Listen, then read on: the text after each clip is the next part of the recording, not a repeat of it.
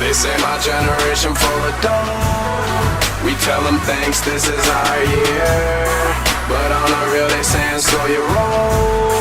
As if we don't, we gonna die, but we like it. They don't know what life is. My homie, if he heading to the party, we like it. And that poison be pricey, and they gon' get you hyphy. But if you ain't throwing down, then stay at home with your wife. And straight out the bottle.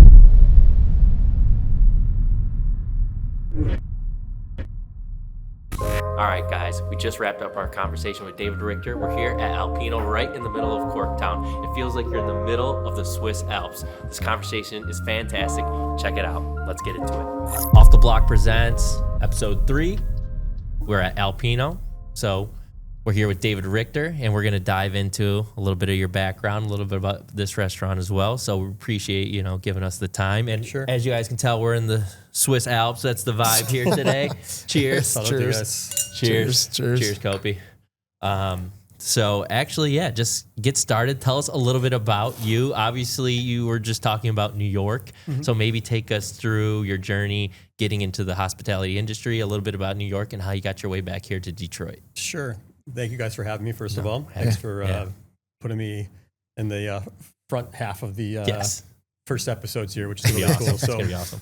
Yeah, I grew up in Michigan, grew up in Sterling Heights, and, getting out of high school and into the first year or two of college, trying to figure out a direction wasn't easy for me. But I had always sort of gravitated towards drinking better beers in high school, drank like Tatty Porters and Tatty Smiths. So whenever you would go to a party at someone's home and like brought a 4-pack of Sam Smith and put it in the refrigerator, they always thought it was the dad's beer, so no one touched it. You had your beer all night long, and but then from there, I think going into a potential third year of college, I ended up meeting a dear friend of our family whose name is Floyd Wickman, whose son Gino Wickman wrote a book called Traction about business. So I worked for Floyd and Gino, learning the ins and outs of business in its own right, of how to be a good marketer, how to develop businesses, and working for those,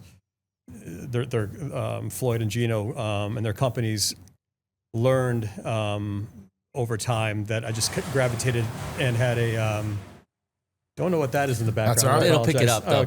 People are working. That's here, part man. of the podcast. You learn some noises that going on. Yeah, that's right. So there's always people working. I ended up just getting into cooking and getting into learning about wine, and joined a Wine of the Month club. And at that point, there was a brewery called Great Baraboo Brewing Company that's open still, I think, in Utica. At the same time, my cousin and my uncle bought a pizzeria in Fraser, Michigan, so they were running them kind of simultaneously. Had an interest of helping them here and there, but also wanted to understand the restaurant side, and went into serving as part of the opening team of the Great Baraboo. And over time, my uncle had decided he didn't want to be part of the restaurant business anymore. He's more of to retire, and I bought his half out. Stepped away from college, bought the pizzeria and worked with my cousins for about 2.5, 3 years. Then realized that, I really wanted to just take this to the next level. And we sold the pizzeria. It was doing really well. Just realized that I wanted to learn from the best industry. Decided to move to New York at 26, and basically had my friend who lived there pick me up, who lives in Brooklyn. I put all my clothes in his trunk with a single sleeping mat bag, and basically slept in his office for the first year while I looked for my first gig, and from there, And what was the first gig? I worked at a place called the Cub Room, which was over in I guess Soho would be the area. Mm-hmm. It was a kind of a 2-star New York Times recognized restaurant. Nice. Very popular with the finance, folks down in the financial district. And from there, I was there for about 1.5 years as a server. I ended up, quickly showing interest to the management there on, the wine side of things, and ended up helping sit down in wine meetings, and then, cross training in different departments. I always every place I've ever worked, I always volunteered in the kitchen, whether it was mandatory not to help prep and help do things to understand how it goes from, a dish would go from the back of the house to the front of the house. So just took a great interest in the entirety of the business, including the back of the house. And at some point, a pastry chef who was at the Cub Room started working at Babbo restaurant, owned by Joe Bastianich and his partner, Mari Vitale. And Joe was looking for an assistant, him and his controller. After 4.5 interviews, I ended up becoming an executive assistant to Joe Bastianich, who now is on, MasterChef and all sorts of other That's awesome. activities. So, got to work side by side with him, opening the Liddy's of Pittsburgh. Worked at Esca as assistant wine director / floor manager. And at that point, it was just before 9/11, and I had actually put my notice in thinking I'm going to go back to Detroit to be part of any momentum that was happening at that point. And then 9/11 happened. I'd already given my notice, and I ended up staying in New York, not moving to Michigan. And a dear friend of mine now who works in industry here in Detroit, Dave Massoni, who works at the Foundation Hotel, took my position at Esca, and he introduced me to a friend of his, Cesare Casella, who I ended up working for I think 6 years at a place called Beppe and Marema, and still close with a lot of these folks. Cesare and I talk almost twice a month. So Yeah. I feel like it's the most New York story ever. Just like you just go to New York and just bring a sleeping bag and find somewhere to sleep and make it work. Like that's just how that city works. It's not a rare story. It's just how a lot of those situations go, and then it's But just it's a unique story still, nonetheless. It is. Yeah. No, it's great. I mean, it's I always say that back when I was trying to figure out what direction I was going to take in life, there wasn't this huge list of restaurateurs and celebrities on TV. There wasn't a lot of cooking shows. So you found a passion for the industry. You kind of had to figure it out on your own. Yeah. I was never good at people forcing me what I had to learn. So if it was something I was really interested in, I took it to the next level, and I just hustled, worked hard, and always tried to be a sponge for any information I get at the time, like going to buy cookbooks and How long did you sleep on the office for? I think I was on the office for about 3 or 4 months. Then I ended up renting an apartment from a friend of mine, Danny Brown, who's a chef in New York, who also had a Michelin star restaurant called Danny Brown. So I rented his apartment out for about 4 or 5 months. Nice. And then I moved to the Upper East Side on 88th and 1st, and I lived there when 9/11 happened. So, Gotcha. So when did you ultimately come back to Detroit then? What year? October of 2019, right before the pandemic. So you stayed there quite a while then until you made that ultimate move back here to, this is the first one in Michigan. That First restaurant for me. Yeah, after working. Overall too, right? Or have you opened other ones? I guess the pizzeria was one, but before I worked for a place called City Winery for about 10 years. It's owned by Michael Dorff. It's a music venue, winery, event space, and there's, I believe, now 12 or 13 around the country. I was the director of operations, or the vice president of operations. Started off as original general manager of the New York location when they only had one. Moved to Napa for a little while to help them open up Napa. And then Nashville. I stayed in Nashville for 5 years. My wife also worked for the company. I hired her, back in 2009. She's was there for also 10 years. Nice. She became the national director of guest services. Nice. But yeah, we just decided that after opening several, I think they had 8 or 9 when I left the company, that I wanted to do my own thing. I always wanted to. Michael, who owns the company, always supported it, wanted me to go fulfill that dream. So it's just sadly for me, bad timing to move back to Detroit and leave, but good thing is they're still growing, and I'm still, I found my successes here in Alpino. So a little bit of that spirit of wine and music is here, I feel like. Did you take some of that and want to implement that here? Yeah, well, I love live music.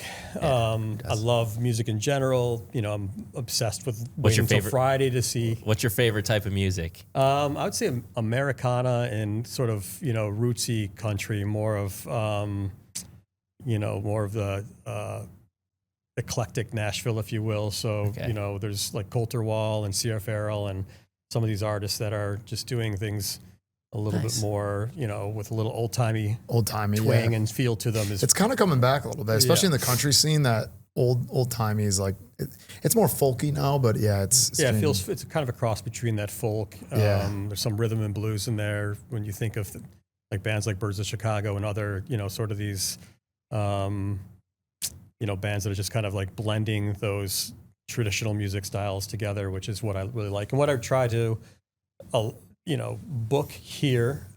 We did 44 shows last year. I think there was only one artist that actually did elements, or maybe two artists that did elements of covers. Yeah. Most of them were their own original music. So trying to give those in the music community here in Detroit an outlet to be able to, like, songwriters to come and play downstairs. It's a very intimate room. Seats about 42 people. There's a downstairs to hear that. Yeah, there's nice. We I call it didn't the even cellar. The cellar. Yeah, the cellar space. Just to And give that's a where little- the stage is? I do a little research before I start. I didn't come across that. I saw the stairs and I was like, oh, I wonder what's Shit, on let's there. check that out after. Yeah. I want to check that So out. that's where all the band. I mean, because I noticed this area too. Like that's never. When we first opened, we did some music on the patio. Okay. Patio space that seats about 49. That was kind of a happy accident. We have one spot on the entire floor that's cement for those watching at home. Yeah. And there's one spot that was actually just drywall. It wasn't a floor. So I had to put some sort of platform over there. And it just was a good way to add a stage. Yeah. That way, if we have done weddings, we've done other events too that, isn't live music, where you've needed some sort of place to do presentations. And that's a good spot to do that. And then we've had bands up there as well too. So prior to you being here with Alpino, the lady of the house was here, which I don't know is, what's her name? Kate? Kate Williams, yeah. Yeah, she moved somewhere else in Detroit. I think she's in Core City now. She just opened up, I want to say, a month or two ago. Okay. I had taken over the space after she already left, so I don't know her all that well. Yeah. So, but my I've had question, her food, which is great. Yeah, that's what I've heard. I haven't, and we definitely want to chat with her, give them the chance. So, Kate, come chat with us. But my question for you was it like a pain having to change your vision from what it was before, whether that's back of the house in the kitchen or whether that's out here, or does that help that it was a restaurant before? Definitely. This entire location is set up very well. It's been 4 or 5 places over the years, I believe. There's a place called the Hummer, then I went to Ballet Cork, and then I went to St. Cece's, which was one that a lot of the folks in the community resonated well with. And then Lady of the House took it over. I think they were open for 4 years. And then, the pandemic sort of halted all restaurants across the world. Sure. And at that time, I ended up building a relationship with Charlie Dabrowski, who's also my partner and building owner. Is he a business owner in this? Yeah, he's partners in Alpino as well too. Nice. Okay, so I guess because we're a business informative podcast. How does that benefit you that he is invested in that for times? Obviously, rents do. You don't own the building; he does. So that's separate entity, correct? Yeah, I mean, we're lucky in the early phases of opening. It's not rare that restaurants will go through some rents get rent abatement where they're able to push back rent 2-3 months.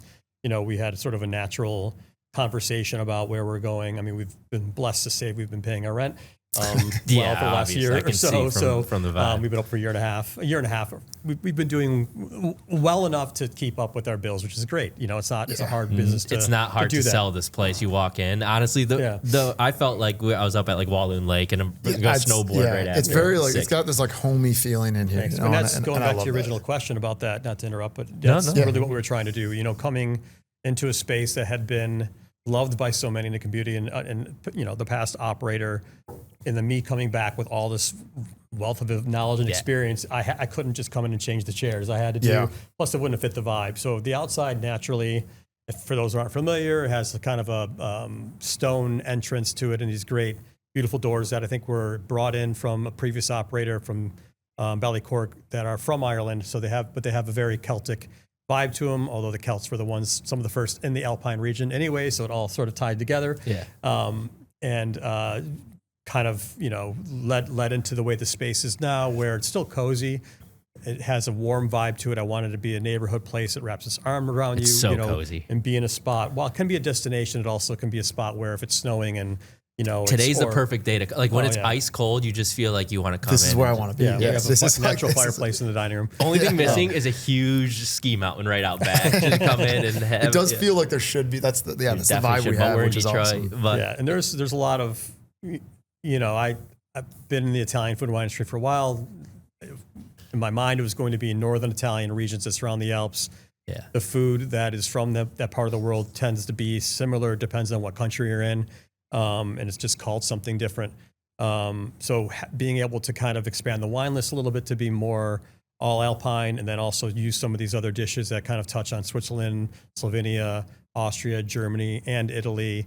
It just kind of gives you that, everything we do is inspired by. We're not taking dishes that are specific from the area. Some are closer than others to being specific, but we try to just use the ingredients or use the dishes themselves that would inspire us to make something you want to be in a cozy place like this.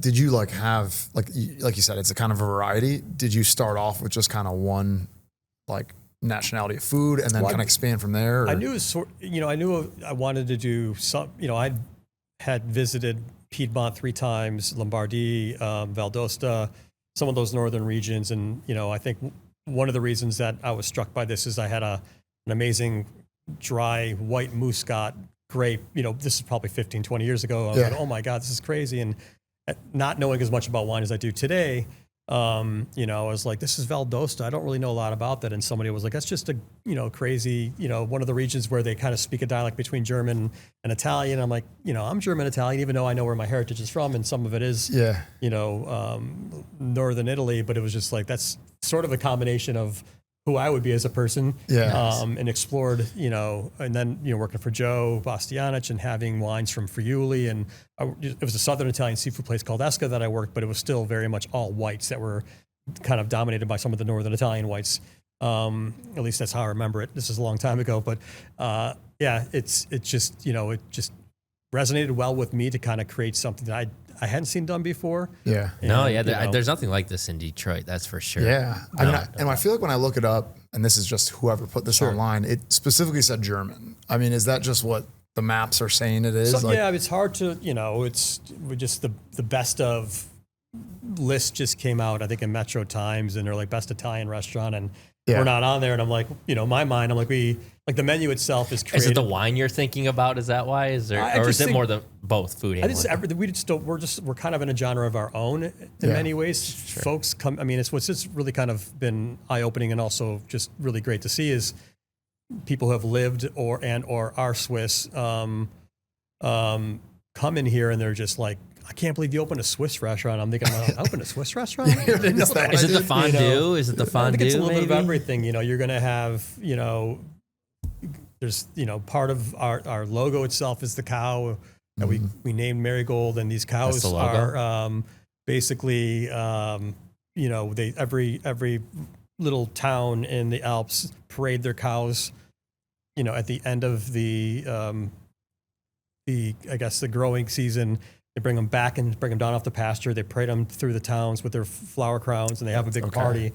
So it happens everywhere. But there's also, having cheese and having just that, and that's one of the reasons we wanted to just not have it be a kitschy ski lodge feel. We wanted to pay homage to the farmers, the foragers, the people that are the nonos who've been making these recipes for years, and try to bring simplicity with high ingredients to a plate, and something you crave. It's great when you can go to a restaurant and go, I've been there. I checked it off. I'm going to go to the next one. One of the things I wanted was to make sure we had a bowl of like red sauce pasta and a glass of red wine you can have at the bar. Like at least living in New York, it felt like if I had an evening off, didn't feel like cooking, I could just go have what I crave sitting at the bar. That's simplicity, but familiar to what you may have had growing up. Yeah. Nice.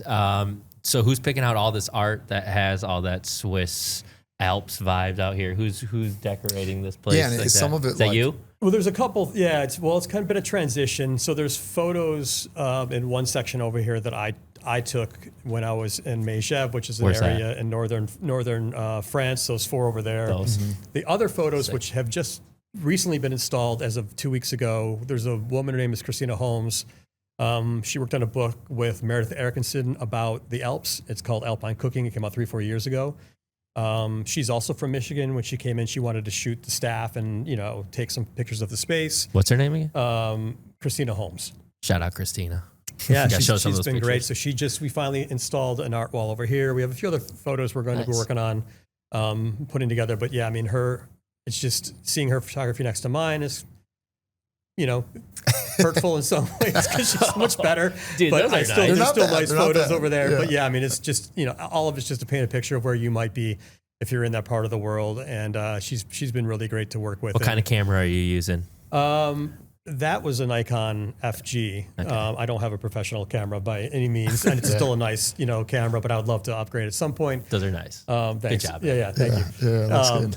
But yeah, Christina's been great. Actually, we're going to do a series of her photos as postcards, which we can sell. So you can come in and buy a pack of hers. That's a great idea. That's nice. Coming down the road here, but yeah, we've these spaces. As sort of a visionary, I just keep evolving this space over time. I'm always looking at ways almost every day I'm in here how to better it.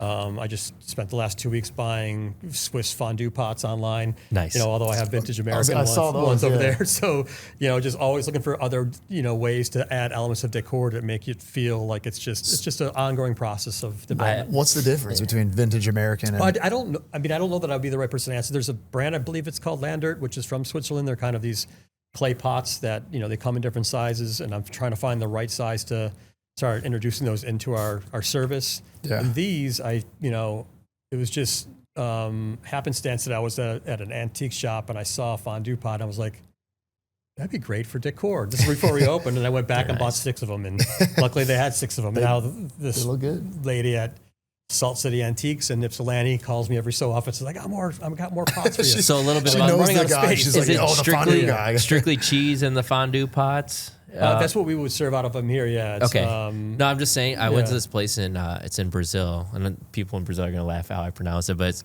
Campos do Jordão, and they do like oil in it, and they cook their oil, like it's oil, and you cook meats in it, and you can do different sauces. So I've seen fondue pots, and it kind of has that Swiss vibe, and it's in Brazil. It's like the mountain regions, and they do in their winter months, they do that type of thing. So Conrad Omari's our service director. I'll have to ask him about that when he comes in today. well, I'll show you afterwards. I'll just kind of pull it up again. I probably pronounced it wrong, but I check it out, and they do different meats and cheeses paired with different sauces. But I'll show you. And It's pretty there's nice. elements of these types, like this fondue from Switzerland. You're going to have you'll have a schnitzel, which is on our menu too. I know, I wanted which that. I take the schnitzel and I actually put a salad on it, which almost makes it a Milanese. So there's ways to kind of take some. There's fonduta, which is in Italian. It's almost similar, where you have a cheesy sort of loose, gooey cheese fondue like sauce with like a mushroom ragu on. So you can it's all that comfort food in that part of the world that has. I'm coming here as soon as possible. Like my whole goal is to go to the place before we do these interviews, so I can speak on it and my own experience. But I do not have that experience You yet. wanted me to sell it to you first before you came. No, back. you don't need to. It sells itself, honestly. That's in why my he called you. He's like, this place looks cool. No, it's amazing. So let's dive into on a maybe weekend. You guys are open 7 days a week? Or? 7 days a week and brunch. So and brunch.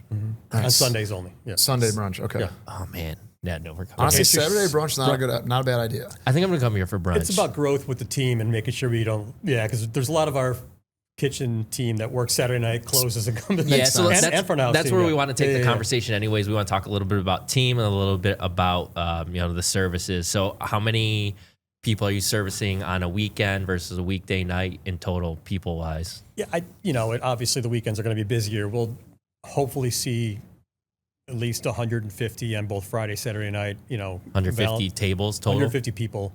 Okay. And how many- Valentine's Day was up to 200, which is great. That's a really good night for us. That's a really good even night. have it be kind of flowing into a busier weekend in general. Those are the types of weekends you want in February when your Mondays drop off. Like this is the place to go in those cozy months. Like this is the food that matches the weather here in Detroit. We're lucky.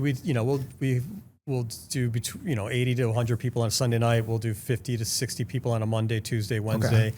I do live music on Tuesdays. Do you sing? Because our last guest, she belted out quite the ballad for us. So do you sing at all? I do sing, You but do sing? I don't we get sing back-to-back in a way episodes. that I would want to do it in front of this audience here. Well, you know Just what she sang for What? us? She sang "Alone" by Heart. Do you know that song, "Alone"? I do, but that wouldn't be my range. She started at the part where you belt out. We didn't expect it at all. Yeah. We just All right, casually so ready? brought it up. 3, 2, 1. Take it. Sing. You're not Can singing? you play an You instrument? could sing. What's your go-to karaoke song? Maybe. Oh, that's a hard one. I mean, Damn, we didn't call all these singers. I know. Photographer, singer. I play guitar. You play guitar too, so it's but gonna be some folksy thing. But yeah, I would do, like, if you want to do some Siga, do A little too tall, could have used a few pounds. Oh Yeah. Top love pants that. point, hollering out. Oh, Do you yeah. now? Do you do any performances during your service No. hours? No, you've never gotten up there once. You got to get up there, man. No, it's my own. It's like I'm a cigar smoker. I've been since I was 16, but I don't smoke in front of people. It's Yeah. my way of like just Yeah, relax. it's a hobby to do when no one else is looking. What's your favorite cigar? I've been smoking Avos for about 20 years. Okay, the only ones I used to Yeah. smoke, but I only smoked when I was like a teenager, was acid cigars. Do you know those? No, but it sounds like something I did when I was a teenager. Yeah, no, there's like these. They're like wrapped in like a sugary Oh, wow. wrap, so Yeah. they're really sweet. You ever Yeah, had those? Yeah. I'm not saying they're the nicest cigars. I'm just saying No. I like sugary. If you talk sweet to a stuff. real cigar smoker, it is kind of, I feel like, a joke with acids, but I'm not a real cigar. I know, smoker. that's why. You said you haven't smoked go since through And I was a phases. teenager Yeah. too, so like got in the Yeah, my 1400 uncle, was my mine. uncle Ralph, who I bought the pizzeria office, used to smoke these called Avantis. They're like licorice cigars. He just had them hanging out of his mouth all the time, and I thought he was cool, so I started smoking Avanti cigars. And I Nice. moved on to.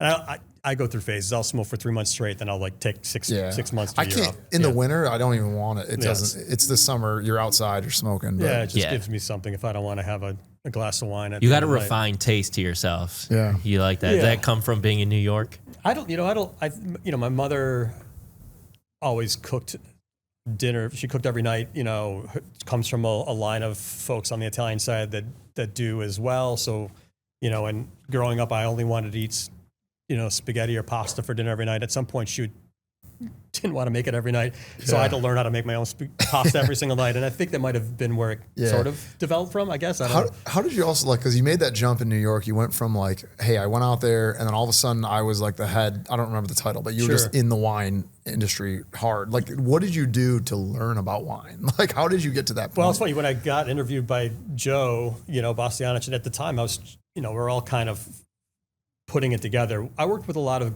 really talented, I guess, servers at the Cub Room that were really into wine, that were kind of teetered on wine director, wine, steward on the floor positions in tandem with their service positions. And we always had good wine around us. We talked about it. It was about, just that community of wine after service that usually turned into community of Getting beers and went to the hammered. wee hours of the night. yeah. So but it's really that just was kind of good- being thrown into the fire and just learning. Yeah, then you just just, like you you know, didn't like well- go and research too much. You just I just were went out and around bought it. so when Joe, go back to when Joe decided to bring me in for the first interview, I went out and bought, I think, 8 or 9 bottles of wine from different regions of Italy. So I would know what to talk about. That's cool. In case I was asked about it. Yeah. And tasting it, started writing about it, and just, I was 20, I think 6 or 7 at the time, 28. And, just, you can't just you couldn't go on the internet at that time. This was, Yeah. I'm 51. So have to go to a library, go to a bookstore, buy a bunch of books, thumb through it. And then at some point, when I worked for Cesare Casella at Beppe, we were only Tuscan wines on our list. So I became what I felt to be, and it was always joke. My friends always joke, like, this guy knows more about Tuscan wines than anybody in America, because that's all we have with 180 Tuscan wines. And then we versed. opened a place called Maremma, which is very hyper regional part of. It was a small area of Tuscany called Maremma. We only have Maremma wines. Then I left there and started traveling the country teaching wine for a living at corporate events. I was a public speaker. Nice. At the same time, took the WSET, level 2 test. So I was always trying to develop my skill alongside of what I was going into at the time, to just be, What's that test? Is that like It's just, a there's an sommelier test? Yeah, I guess it'd be on the same level as a somm. It's not the next level up. You can take level 3. There's other levels that I think, for my recommendation of those going in industry, level 2 gives you a good base in order to understand a lot of wines that are being, brought into America from around the world, and how you can talk to them at a table in a way that you can sell them. It's a good, Cool. in my So, opinion, a place to start. How about the food? How about the menu? Is it changing often, or is it pretty It is. stable? We designed them. I designed the menu in a way that is a little bit different than a typical menu in a sense, but it's also very indicative of an Italian menu, where it's got 3 or 4 major parts. You have in an Italian menu, you have antipasti, primi, secondi, and dolce, where in this case we have, vegetables. There's a cheese and meat section too, which should, I guess, kind of be contorni or antipasti, but then you also have the pasta section, which is grains and pastas and wheats, and then you have meat, fish. So, we kind of, in some ways, kind of confined our ability to have some meat on the vegetable sides, and because it is kind of the natural appetizers, but it works out well. And we have a little bit of, so we have the, I know I'm kind of going all over the place, but so ours is vegetables, pasta and grains, and then meats. And you have dolce, which is going to be the desserts. Yeah.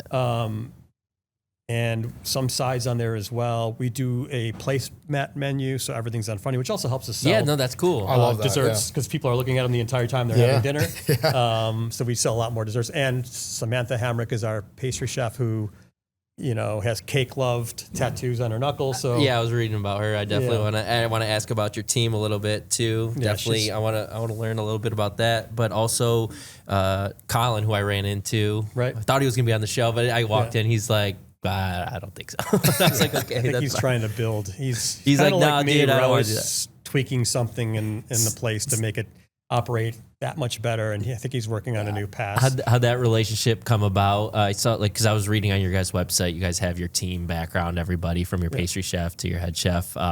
He was working in northern Michigan, it sounded like, his Charlevoix area. So tell us a little bit how that relationship formed. And Yeah, I mean, I was at some point thought I was going to be the chef. There's not, there's all the talent. That's wrong to say. Not all the talent has their own restaurant in Detroit, but folks that I would have thought to sought out, weren't going to be available to me. So, had to cast a wide net with all the ways I like to look for people in industry.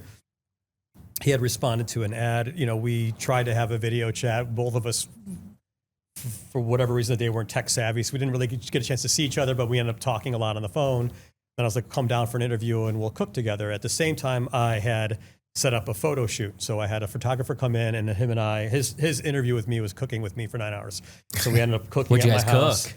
Most of the stuff you see on the menu now. So, we did a schnitzel, we did a fonduta. that's a fun interview. Yeah, it was great. If you ever have one of those interviews, I'd be down. That's part awesome. of it, yeah. I'll just come and eat the food, and that'll be That all was the hard critique. part. It got cold by the time you shot it, because him and I were just tasting. Oh, sure, maybe we should. No, but Nice. I didn't yes. know that's what interviews were like Yeah. for Most this are. industry. Yeah, They're I like sent that. him. I don't know that they typically are. I also would like to know that I would want to work with somebody. And when you're not open, you could do something called a stage, where you could have someone come in and spend a day Yeah, we with learned you. about that with Sandy. He told us the stage.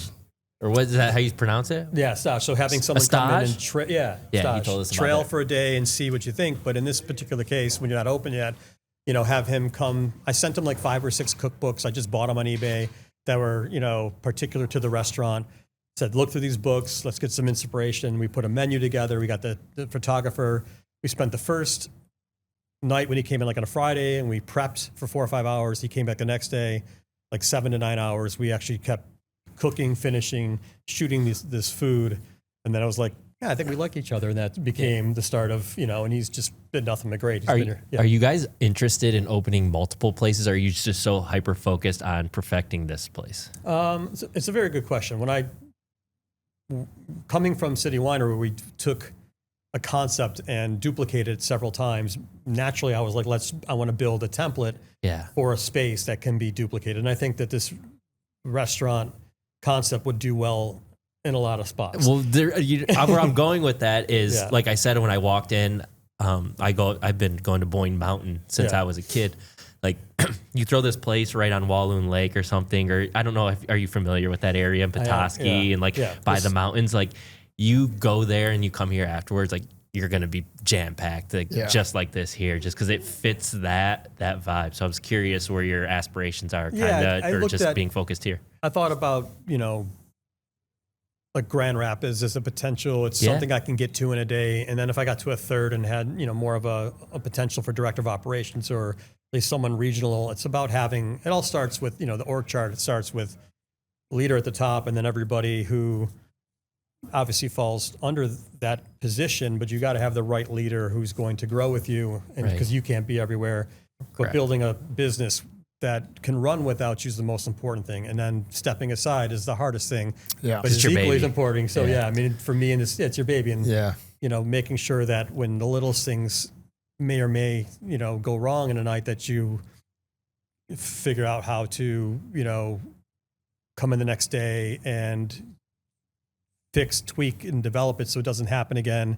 and making sure somebody cares as much as you do Right. in your absence in a new place is the hard part. It's tough. At City Winery, we had 5 of us on the executive level team, and I don't think there wasn't one person who cared more than Michael at the top, so it's fine. And I could say that the folks that I have that have been with me from the beginning here are those types of people. It's just about opportunity. And It's hard to, you never know who you can trust. And like you might meet somebody and you feel like they're a great fit and you can trust them, and then who knows what can happen. And Yeah, and shit always is changing too. People have different aspirations. People want to develop, and those things are always changing. There's a trust element too, and it's also the ability to. There's instinct as well. My instincts at 30-something years in industry are different than someone who's been in the industry for 10 years and 15 years. I see stuff that people just don't see, and because it's mine. I'm the only one who can't leave, and it's also just ability to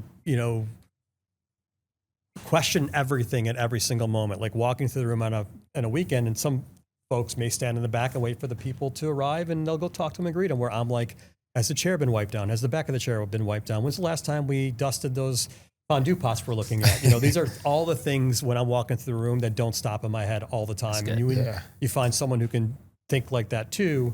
That's when you can possibly. You want to keep them around. So how big is your team here? Got 40 people. 40 people total. Wow. Wow. 40. It fluctuates between like 38 and 40, but around 40. Right. And then what's that front of the house, back of house split of that 30 to 40? Man, yeah, we have, and there's not everybody's full time. So when you say 40 people, there are a couple of people now that have been here long enough who works as a server 2 days a week. Right. We've got a couple of people in the kitchen that are in culinary school that may work 3 shifts a week. So, I think there's like 15 people in the back of the house, which includes all positions, from dish to, lines to prep, and chefs, and then front of house is the remainder between the door, the management. I have an office manager, someone who handles the private events, and also marketing. My job is come in and continue pushing the place forward and creating new ideas to make sure that we're marketable all the time, instead of going, hey, we got schnitzel again. Like you can't just keep promoting that every week on Instagram, finding ways to just, let's do a walk around tasting. Let's do a winemaker dinner. Let's do some live music. Let's find ways in order to keep our name constantly in people's mouths and knowing that we're here and open. Yeah, for sure. Or doing this podcast. Right. Yeah. This podcast. That's cool. Other questions? Yeah. Do we touch on the type of music?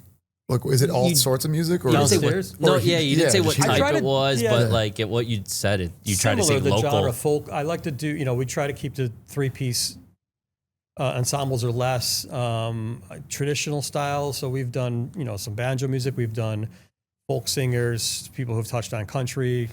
Of a band called, I'm trying to think of who's played here quite a few times. Fern Whale's playing tonight. They've got like an eclectic sound, but also very moody and acoustic. Yeah. So I love just people that are doing their own thing. And if we can keep it, I was always concerned about noise bleed between the cellar space and the main space, which we haven't had any issue with. So that's why we stuck to kind of like that acoustic style. But so if there's band downstairs, do you have other music playing up here, or would you play music while people are eating? Or we have, I've curated the list that we have here that we listen to every night, and I don't get to change it as much as I like to, so the staff is constantly listening to the same shit. Yeah. I used to work at Abercrombie, and they used to do that shit all the time. Same song. Well, I have one list that's like seven days long. Okay, but they've already worn that one out. So now I'm on this new one's got like a day on it, and they're still already. Okay. That does get annoying. Then you start singing the songs, and they're like, who's finding the bands? Is that something you're doing, or do you have like a marketing person that's doing it? I'm booking them now. You're booking I'm ready bands? to hand it over at some point. It's a lot of work. It is. Although a lot of them find, like, once you've booked somebody, then they know 4 or 5 artists. Hey, my friend plays there. Yeah. And do you know Drew Maychek? He's a local guy. He's my boy. He was on American Idol back in the day. Nice. But he does local stuff. He's usually at the Sylvan Table or West End in Birmingham. So he does these type of places. Django Phonique is when we played. We had them for Valentine's Day and New Year's Eve, and they played last year. There's a band called Old Europe. They do accordion music. I think their dad is an Alpini. Alpini are like the troops, Italian troops that basically defend the Alps on during World War II. So okay. his dad was, I think one of the I think it was the accordion player's father was an Alpini. So his dad came in and sang. There's a couple bands that kind of have these. Yeah, like you said, keep it unique and fresh and whatever. Have you done like any kind of like Oktoberfest? Well, they play that. So oh, do they? Yeah. Last year we booked an Oktoberfest and had 3 seatings, went well and sold out. And I'm like, I think it's going to be boring without the band. So I called Old Europe, and if they weren't part of it, it would have been it would have been as nearly as good. It was they were fantastic. They kind of make the Oktoberfest. Yeah. You do you have like the boots, like big beer, like yeah, we have like the 1 liter mugs, not the boots, but we did it on the patio for 3. We may move it indoors this year just because we could sell more. But we were very grateful for how well it went. Yeah, this place would be sweet. I'll come in October. I did one this year. I always say I want to awesome. come too. Now I'm like, I have a little baby girl, so it makes it tough. Yeah, dude, I'm going to be there too. Year and a half. I have a 3.5-year-old. Yeah. So I'm like, yeah, dude, I'm coming too, but I'm probably not going to be able to drink all day. He'll see me on Instagram like posting these pictures. But I want to go. I wish I could be there, but but I'm trying to make it work. Yeah. What else? I think I talked about the Oktoberfest.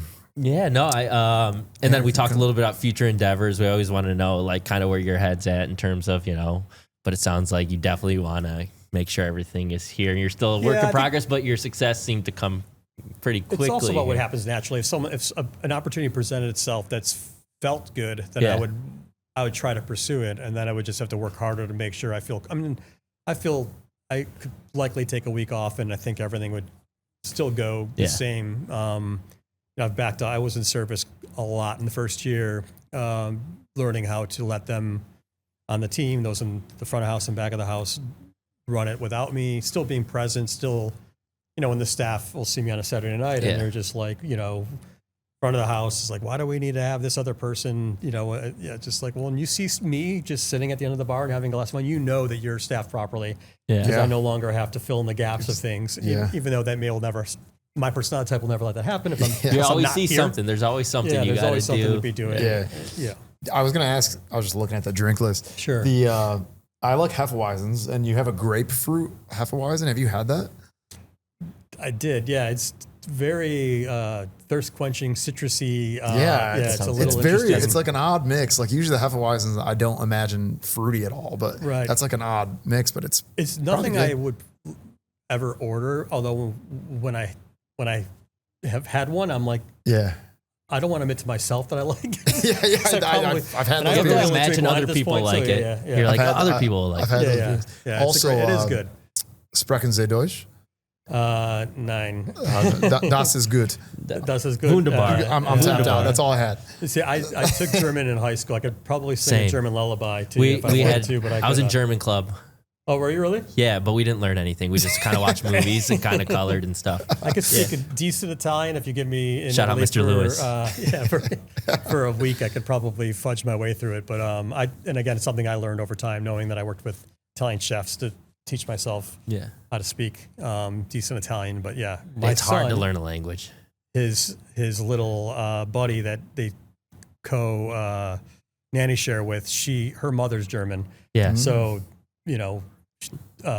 my son is Jack, and Remy speaks German. So my son will come home singing German lullabies. And I'm just like, dude, I'm like trying to learn from him. Yeah, I was gonna say your son's teaching German. you. It's pretty crazy. You said 3.5-year-old? 3.5. 3.5's teaching you a language. I mean, they're better with it when they're younger. So he's my great, my daughter will speak Portuguese because my wife's Brazilian.